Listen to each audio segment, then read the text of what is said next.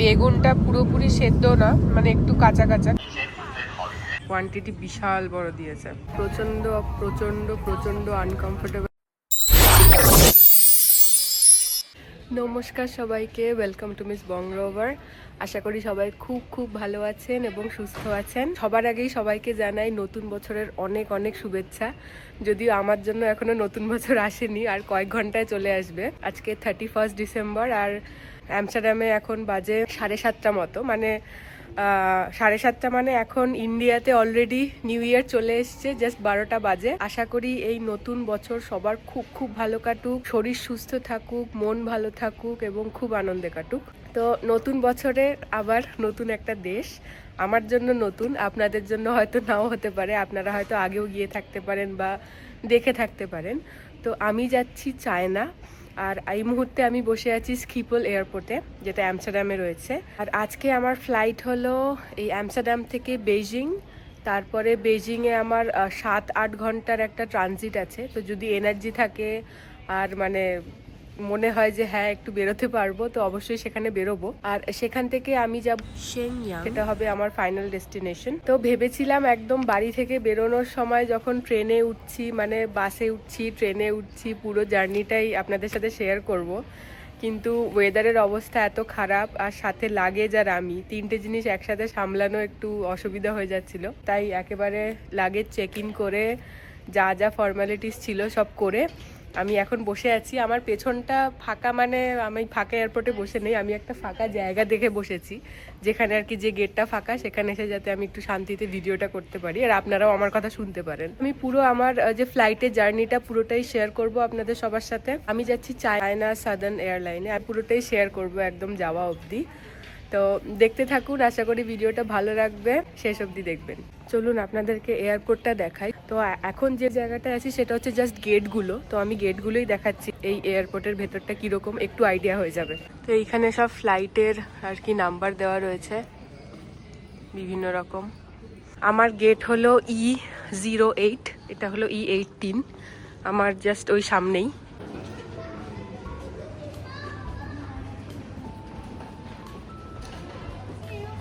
এখানে একটা দারুণ ক্রিসমাস ট্রি।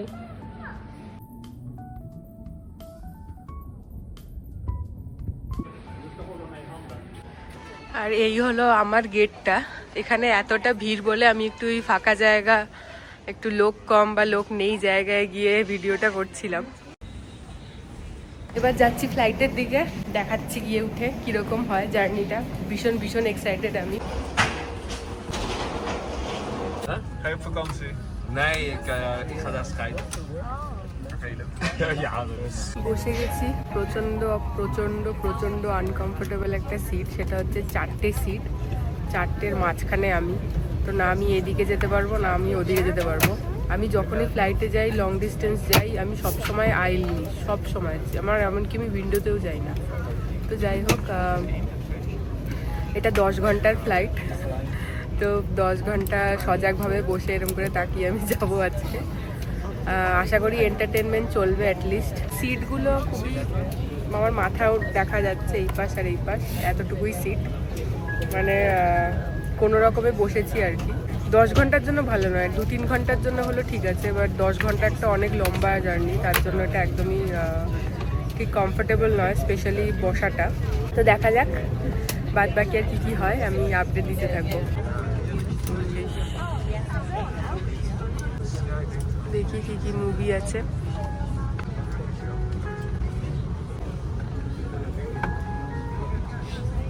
টয় স্টোরি আছে, ভেরি গুড। ও ফ্রোজেন আছে, এই আমার আরেকটা প্রিয় মুভি। তো ঠিক আছে, মোটামুটি মুভির কালেকশনগুলো ভালোই। ও কোকো, এটা আমার সব থেকে প্রিয় মুভি, কোকো।希望公中会有轻度、偶尔中度跌幅的跌波时，请你系好安全带，祝你有个愉快旅程，谢谢。安全须知在您前方座椅的口袋里，请尽早取阅，打开遮光板。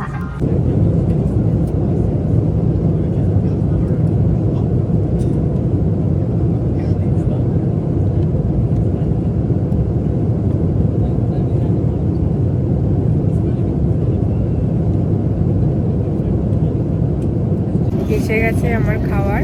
তো খাবারে খাবারে ছিল চিকেন উইথ রিজোটো আর আর কিছু একটা ছিল, আমি শুনতে পাইনি ভেজিটেরিয়ানে। আমি নিয়েছি চিকেন উইথ রিজোটো আর সাথে রয়েছে ছোট মতো বোধহয় কেক আর কিছু একটা, আমি দেখাচ্ছি। এই হলো খাবার, এটা বোধহয় কেক, হ্যাঁ এটা কেক, এটা কিছু একটা স্যালাড আর এটা হলো চিকেনটা।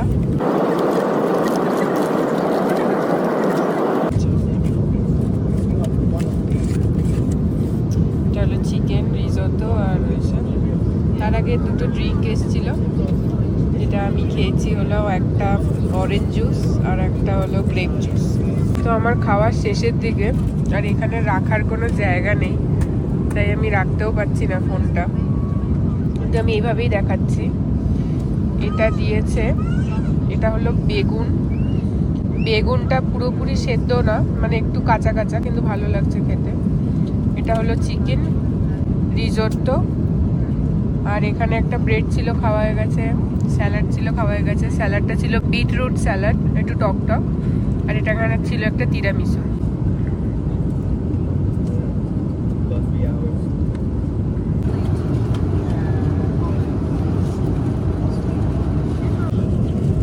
তো ব্রেকফাস্ট চলে এসছে, এটা হচ্ছে চিকেন নুডলস, রসা, ফ্রুট আর ইয়োগার্ট। পৌঁছে গেছি, এখন বেরোচ্ছি ফ্লাইট ছেড়ে।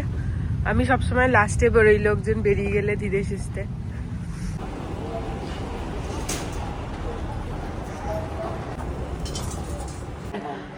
আচ্ছা, অনেক এয়ারপোর্টেই জল খাওয়ার ব্যবস্থা থাকে, মানে জলের কল টাইপের থাকে, আমাদের কলকাতা এয়ারপোর্টেও আছে সেরকম, এখানেও আছে, কিন্তু এখানে অনেক রকম অপশান আছে, যেমন একটা টিপলে নর্মাল জল পড়বে, এটা টিপলে কোল্ড, আর এদিকের গুলো হলো হট, মানে লোকজন নিচ্ছে দেখছি বয়েলিং ওয়াটার পড়ছে এইগুলো থেকে।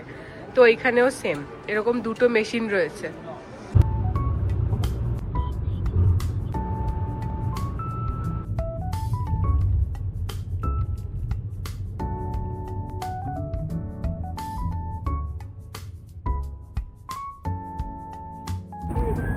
আমার আশপাশটা একটু দেখিয়ে দিই।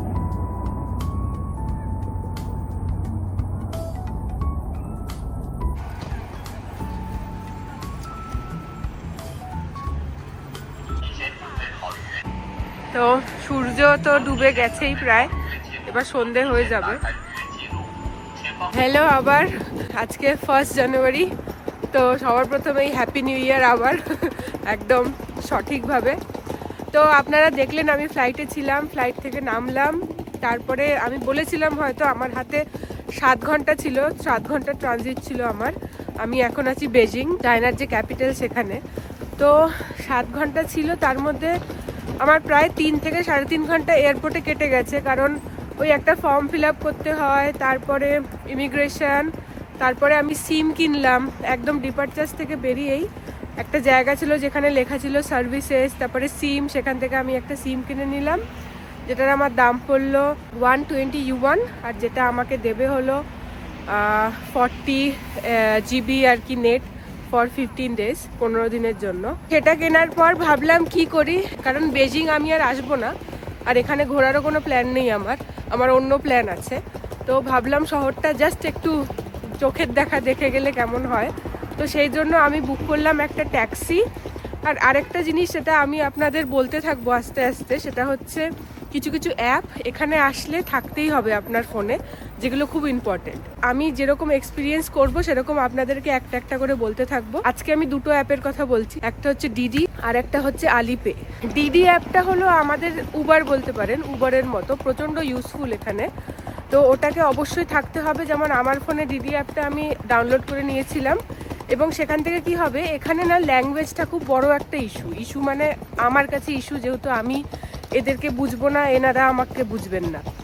তো সেই জন্য ওই অ্যাপের সুবিধা হলো যে ধরুন আপনি কমিউনিকেট করছেন ড্রাইভারের সাথে, আমি ইংলিশে ওনাকে লিখলাম, অটোমেটিক্যালি ওটা ওনার কাছে চাইনিজে দেখাবে, উনি আমাকে চাইনিজে লিখলো, অটোমেটিক্যালি সেটা আমাকে ইংলিশে দেখাবে।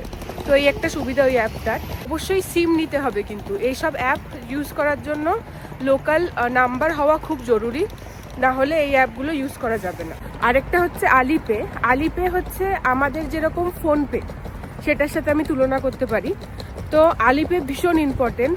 আলিপে কিভাবে ডাউনলোড করবেন, আমি যেরকম করেছিলাম, আমি প্রথমে অ্যাপটা ডাউনলোড করেছিলাম এবং অ্যাপের মধ্যে অনেক অথেন্টিকেশন থাকে। যেমন প্রথমে আপনাকে পাসপোর্টের সাথে একটা ছবি দিতে হলো, তারপরে আপনাকে ফিঙ্গারপ্রিন্ট চাইলো, এইসব টুকটাক জিনিসপত্র আসবে, সেগুলো অ্যাপে স্টেপ বাই স্টেপ হতে থাকবে। ওটার জন্য আলাদা করে কিছু মানে এক্সপ্লেন আমাকে করতে হবে না। ওই অ্যাপটাকে আপনি আপনার ইন্টারন্যাশনাল ক্রেডিট কার্ডের সাথে জয়েন করতে পারেন। আমি রেভলিউট ইউজ করি, তো আমি রেভলিউটের সাথে জয়েন করেছিলাম। এবার ওইটা কি হবে, আপনি এখানে যেখানেই যাচ্ছেন, এমনকি আমি যখন সিম কিনতে গেছিলাম ওরা আমাকে কোনো কার্ড নেয়নি, বলেছে আলিপে দিয়ে পে করতে হবে, এমনকি ক্যাশও নিচ্ছিল না। তো খুব ইজি পে করা, মানে জাস্ট ওরা একটা কিউআর কোড মতো দেয়, ওটাকে স্ক্যান করতে হয় যেরকম ফোনপে আর কি, তারপরে অ্যামাউন্টটা লিখে সেন্ড, এরকম।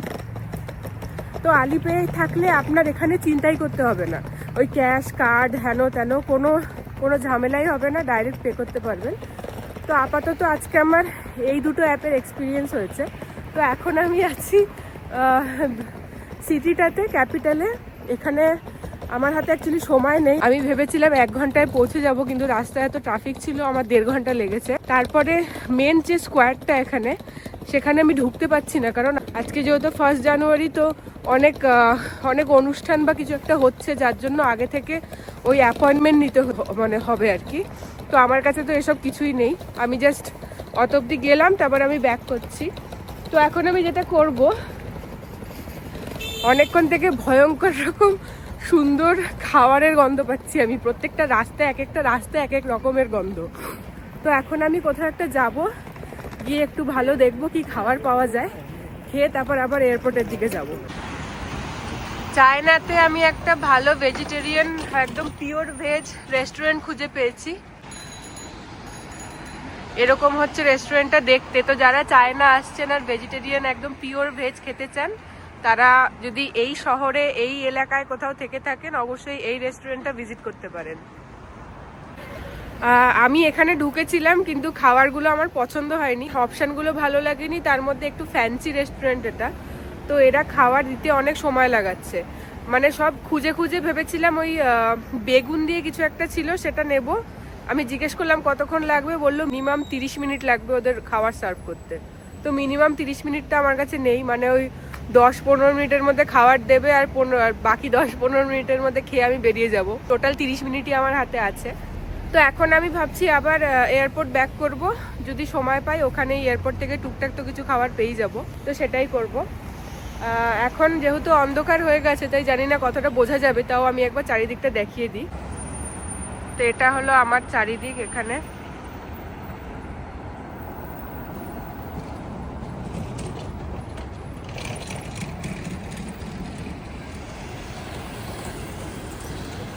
আমি যাব মেট্রোতে। আমার হঠাৎ কি মনে হলো, ভাবলাম মেট্রোটা দেখি, তো দেখছি মেট্রোতে লাগবে 40 মিনিট, দুটো মেট্রো চেঞ্জ করতে হবে। তো ম্যাপের ব্যাপারটা হলো, এখানে কিন্তু কোনো আমেরিকান অ্যাপ চলে না, Facebook, Instagram, Google, email, Gmail, কিচ্ছু না। আর ম্যাপ হিসাবে যদি আপনার কাছে আইফোন থাকে, এখানে আপনি অ্যাপেল ম্যাপ ইউজ করতে পারবেন, সেটা ইংলিশে আসবে। সেখান থেকেই আপনি মেট্রো, ট্রাম এগুলো দেখে নিতে পারবেন।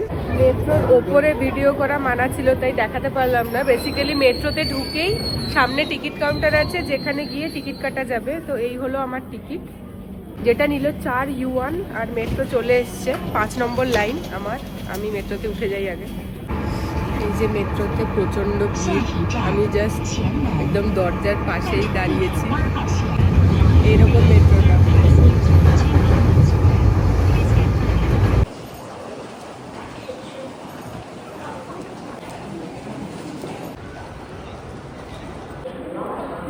আমি ওই পাশ থেকে সোজা হেঁটে আসলাম, দিয়ে এখানে একটা জায়গা আছে, যেখানে যে আমি কার্ডটা নিয়েছিলাম সেটা এখানে দিয়ে এখান থেকে বেরিয়ে তারপর যেতে হবে ট্রেন স্টেশনের দিকে।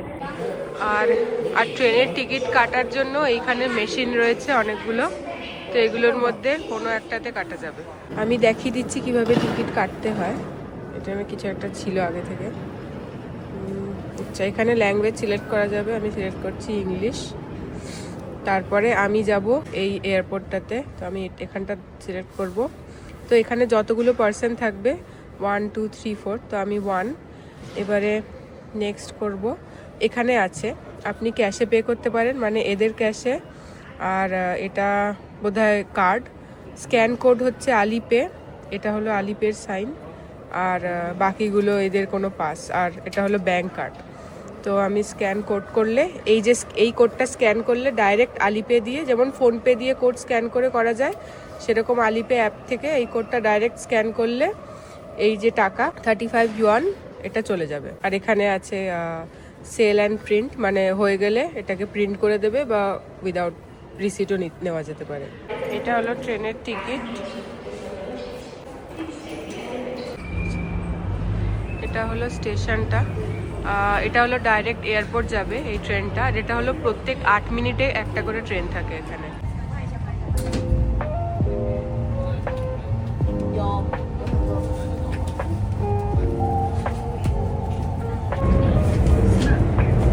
的安全程序，在滑行起飞。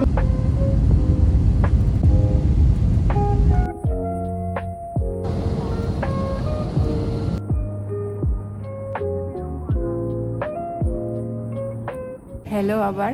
তো এখন বাজে রাত 1টা। আমি আছি শেংয়াং শহরে। আমি আগেই একদম ভিডিও শুরুতেই বলেছিলাম যে আমার বেজিংয়ে লেওভার আছে, তারপরে আমি আসবো শেংয়াং। তো চলে এসেছি।